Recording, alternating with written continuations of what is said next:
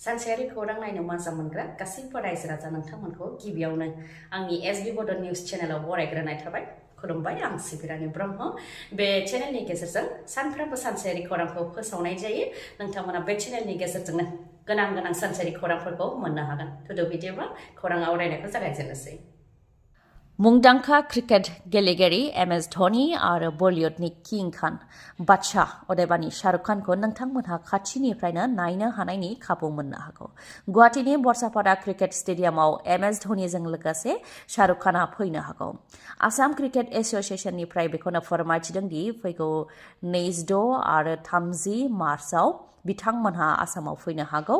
30 मार्चआव MS Dhoni फैगोन आरो 26 मार्चआव शाहरुख खानआ फैनो हागौ होननानै फोरमायथिदों आसाम क्रिकेट एसोसिएशननिफ्राय। फोरमायथिनो गोनांदि बे गेलेनाया हाई भल्टेज गेलेनाय जागोन होननानै मिथिहोदों आरो 26 मार्चआव राजस्थान रयेल्सआ कलकाता नाइट राइडार्सजों गेलेगोन आरो 30 मार्चआव राजस्थान रयेल्सआ चेन्नाई सुपार किंसजों गेलेगोन, जाय हाई भल्टेज गेलेनाय जागोन होननानै मिथिहोदों आरो 26 मार्चआव शाहरुख खानआ फैनो हागौ होननानै आसा होदों आरो 30 मार्चआव एमएस धोनीया फैगोन होननानै फोरमायथिदों आसाम क्रिकेट एसोसिएशननिफ्राय।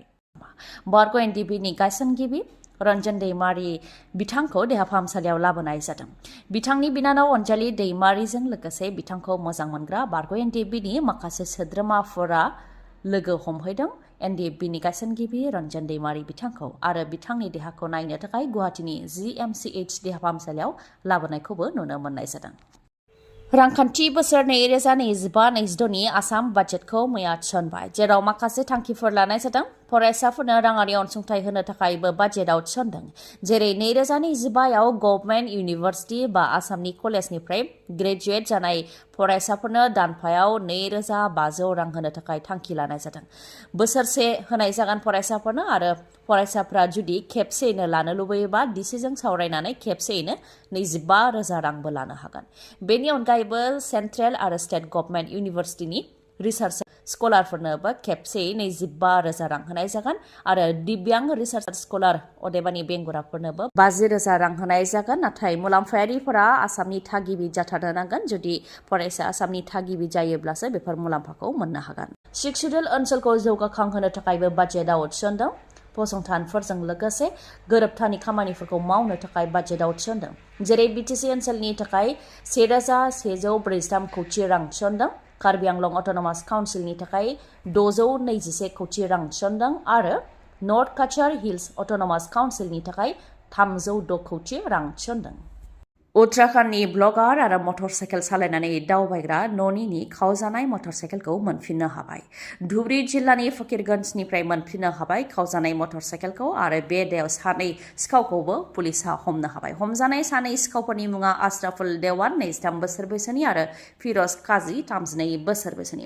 गोमानाय मटर साइकेलखौ मोनफिननो हानायखौ लानानै गोजोननाय फोरमायथिदों ननिया आरो बिथाङा फोरमायथिदों दि थांनाय सानबासो सिगां गुवाहाटीनि गेस्ट हाउसनि मोखांनिफ्राय बिथांनि मटर साइकेलखौ खावनाय जादोंमोन आरो बेखौ लानानै बिथाङा पुलिसनिसिम अजद होदोंमोन। दा पुलिसनि नाजानाय आरो रायजो राजाफोरनि मदद होनायाव बिथांनि गोमानाय मटर साइकेलखौ मोनफिननो हाबाय।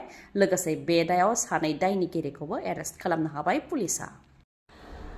नोंथाङाबो साख्रिनि थाखाय नेदों नामा? जुदि साख्रि मावनो सानदों अब्ला नोंथांनि थाखाय मोजां खौरां। रायजोआव आरोबाव 40,697 पस्टनि थाखाय फोसावथाय होबावनो हागौ।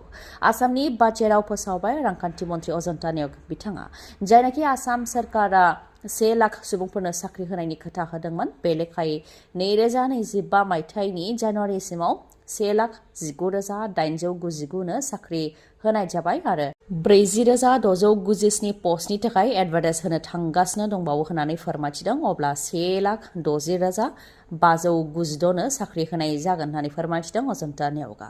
बेनि अनगायैबो मोब्लिब बिल खमायनानै होनायनि थाखायबो बिबुंथि होदों बिथाङा। खम आरो गेजेर थाखोनि मोब्लिब बाहायग्रा नखरनि सुबुंफोरा मुलाम्फाखौ मोननो हागोन।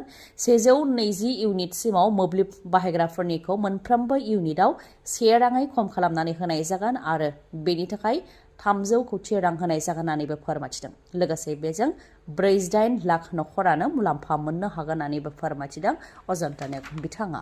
अरुणोदय 3.0 नि गेजेरजों 1250 रां होनायनि उनाव गोबांनि नखरा मदद मोननो हादों बिथांमोननि गेजेराव मोनसे फोथायनाय फैदों बेनिखायनो रान्दि पेन्सनखौबो समानै लांनो थाखाय राष्ट्रीय विधवा पेन्सन बिथांखिनि मुलाम्फायारिफोरनोबो होनाय जागोन होननानै फोरमायथिदों अरुणोदयनि गेजेरजों 2020 मायथाइयाव 8 लाख आइजोफोरनो होनाय जादों 2023 नि डिसेम्बरसिमाव 24 लाख आरो रांखान्थि बोसोर 2025-26 सिमाव 37 लाख 20 रोजानो होनायनि थांखि दं होननानै फोरमायथिदों आरो मुख्यमन्त्री उद्यमिता अभियाननि गेजेरजों गामि ओनसोलनि 30 लाख सेल्फ हेल्प ग्रुपनि सोद्रोमाफोरनो आरो टाउननि 2 लाख सेल्फ हेल्प ग्रुपनि सोद्रोमाफोरनो 10,000 राङै होनो थाखायबो आखायाव लादों होननानै फोरमायथिदों मन्त्रि अजन्ता नेवगा BTC बिसायख'थियाव हारसिङै बिसायख'थि गेलेगोन होननानै बुंनो गोब्राब मोनदों नामा प्रमद बर' बिथाङा जायनाखि बिजेपि दोला हारसिङै बिसायख'थि गेलेगोन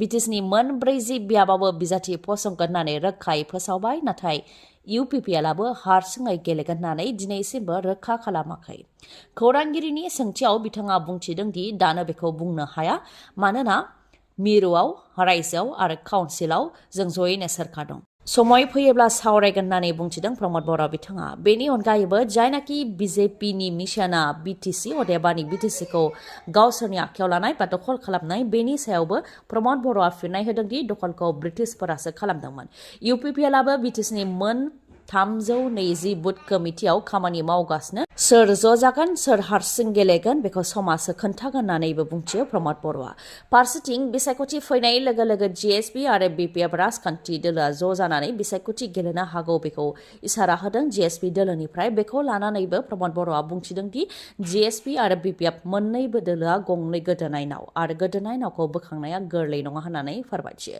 मख'नो गोनांदि UPPL दोलोआ जयनिं हाबाफारि खुंदोंमोन जेराव उदालगुरि जिल्ला एबसुनि बारग' लोगो आफादगिरि धरनि बर'आ UPPL राजखान्थि दोलोआव आखाइ हमफैदों गावजों लोगोआव सा 500निबो गोबां मददगिरिफोरखौ लोगोआव लाफानानै UPPL दोलोआव हाबदों आरो बिथांखौ गाजा गोमजायै बरायदों UPPL दोलोनिफ्राय बे जयनिं हाबाफारियाव BTCनि गाहाय प्रमद बर' बिथाङाबो बाहागो लादोंमोन बेनिफ्रायनो प्रमद बर' बिथाङा बेफोर बिबुंथिखौ होदों BTC बिसायख'थिखौ लानानै जानजि खाफ्रादों गासैबो दोलोआनो UPPL BPF BJP कंग्रेस आरो GSP राजखान्थि दोलोआनो साखाफारा जादों BTC बिसायख'थिखौ लानानै थिग बेबायदिनो BPF दोलोआबो गुबुन गुबुन एजेन्डाफोरखौ लानानै दासान्दि मेल मिटिं खुंगासिनो दङ BTCआव BPFनि सोरखार फैयोब्ला क'क्राझाराव थानाय BTC सेक्रेटारियेट बायदि उदालगुरियावबो एखे लुनाय जागोन होननानै रादाय होदों हाग्रामा महिलारी बिथाङा जायनाखि उदालगुरिथिंजायनिफ्राय खामानि लानानै क'क्राझाराव फैयोबा गोबां जेंनाजों मोगा-मोगि जानो गोनां जायो सानसेजों खामानि जायाबा साननै सानथाम थालांनो गोनां जायो खमैबो 5,000 रां खरसा जायो बेनिखायनो उदालगुरि आरो तामुलपुरनि रायजो राजानि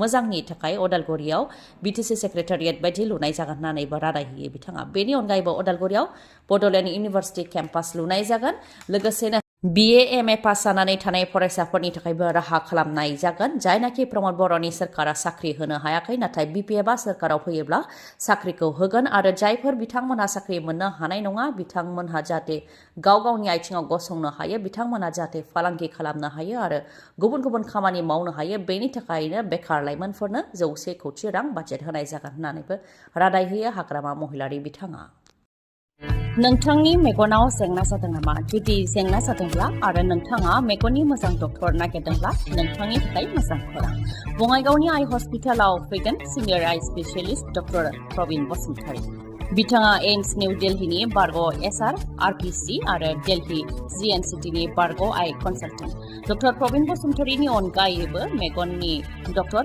आशराफुल आलम आरो डक्टर मेघाली शर्माखौबो बङाइगावनि आइ हस्पिटालाव नोंथांमोनहा मोननो हागोन लोगोसेनो कम्पिउटार पेकनि गेजेरजों केटारेक्ट सार्जारि खालामनो हागोन जेराव जेबो सानाय गैयालासे सुथेनाय गैयालासे आरो गोख्रैनो गाहामाव फैफिननायखौ नोंथांमोनहा मोननो हागोन आबुं थङा जाहैबाय बङाइगाव लवार आसाम हस्पिटालनि उल्था दिगाव बास स्टेन्डनि साखाथियाव फुंनि 10 रिंगानिफ्राय मोनाबिलि 2 रिंगासिम मेगननि डक्टरखौ मोननो हागोन बे बङाइगावनि आइ हस्पिटालाव माबाफोर सुलुं लानो गोसो दंबावोबा नोंथांमोनहा 6900949900 बे नाम्बाराव खौरांखौ जोबजासे खोनासंनायनि थाखाय गोजोन्थों नोंथाङा दासिमबो आंनि SB बड' निउज चेनेलखौ साबस्क्राइब खालामनानै लायाखैबा साबस्क्राइब खालामनानै लानो हागोन लोगोसे बेल आइकनखौबो क्लिक खालामनो हागोन जाहाथे आं खौरां फोसावनाय लोगो लोगोनो नोंथांनाव गिबिसिन खौराङा सौहैयो गोजोन्थों